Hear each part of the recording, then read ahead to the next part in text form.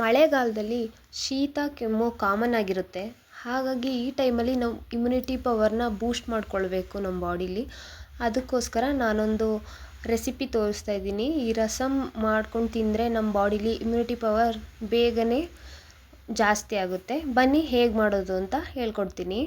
ಫಸ್ಟಿಗೆ 1-2 ಸ್ಪೂನ್ ಮೆಣಸಿನಕಾಳು ತೊಗೊಂಡಿದ್ದೀನಿ.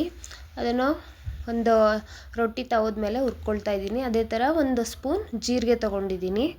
ಇವೆರಡನ್ನು ಸ್ವಲ್ಪ ಹುರ್ಕೊಳ್ಬೇಕು. ನೋಡಿ, ಈ ರೀತಿ ಹುರ್ಕೊಂಡು ಇಟ್ಕೋಬೇಕು. ಇದಾಗಿದೆ. ಇವಾಗ ಇದನ್ನು ಮಿಕ್ಸಿ ಜಾರ್ಗೆ ಹಾಕ್ಕೊಳ್ತಾ ಇದ್ದೀನಿ.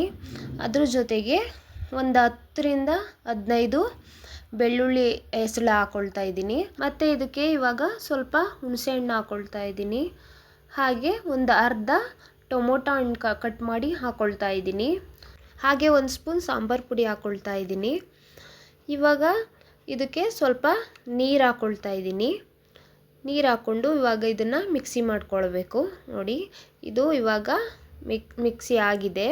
ಸಣ್ಣಕ್ಕೆ ರುಬ್ಕೊಂಡಿದ್ದೀನಿ. ಇವಾಗ ನೆಕ್ಸ್ಟು ಒಂದು ಸ್ಟವ್ ಮೇಲೆ ಒಂದು ಬಾಣಲಿ ಇಟ್ಟು ಅದಕ್ಕೆ ಸ್ವಲ್ಪ ಎಣ್ಣೆ ಹಾಕ್ಕೊಳ್ತಾ ಇದ್ದೀನಿ.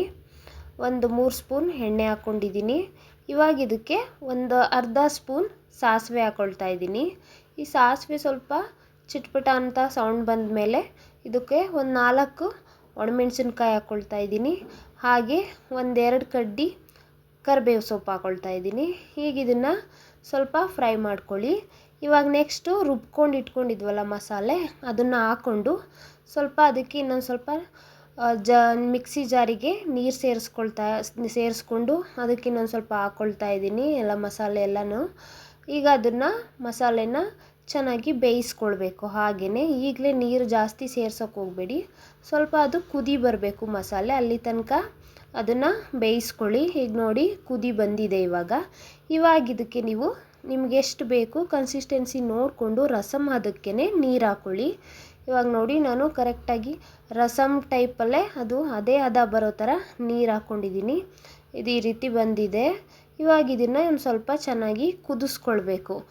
ಇದು ಚೆನ್ನಾಗಿ ಕುದಿ ಬರೋ ತನಕ ಹಾಗೆ ಬಿಡಿ. ನೋಡಿ, ಇವಾಗಿದು ಕುದಿ ಬರ್ತಾ ಇದೆ. ಬೆಳ್ಳುಳ್ಳಿ ಘಮ ಬಂದಿದೆ. ಇವಾಗ ಇದಕ್ಕೆ ಉಪ್ಪು ಸೇರಿಸ್ಕೊಳ್ಳಿ. ರುಚಿಗೆ ತಕ್ಕಷ್ಟು ಉಪ್ಪು ಹಾಕ್ಕೊಳ್ಳಿ. ಇವಾಗ ಇದನ್ನು ಚೆನ್ನಾಗಿ ಕುದಿಸ್ಕೊಂಡಾದಮೇಲೆ ಲಾಸ್ಟಿಗೆ ಕೊತ್ತಂಬರಿ ಸೊಪ್ಪು ಸೇರಿಸ್ಕೊಳ್ಬೇಕು.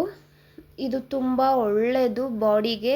ಈ ಮಳೆಗಾಲಕ್ಕೆ ಒಂದು 7 ಮಾಡಿಸಿದಂಥ ರಸಮ್ ಈ ಥರ ಮಾಡ್ಕೊಂಡು ತಿನ್ನಿ. ಆದಷ್ಟು ಬೇಗ ನಿಮಗೆ ನೆಗಡಿ ಕೆಮ್ಮಾಗಿದ್ದರೆ ಅದು ಕಡಿಮೆ ಆಗುತ್ತೆ. ರೆಸಿಪಿ ನಿಮ್ಗೆ ಇಷ್ಟ ಆಗಿದರೆ ನನ್ನ ಚಾನಲ್ನ ಸಬ್ಸ್ಕ್ರೈಬ್ ಮಾಡಿ. Thank you so much. Bye.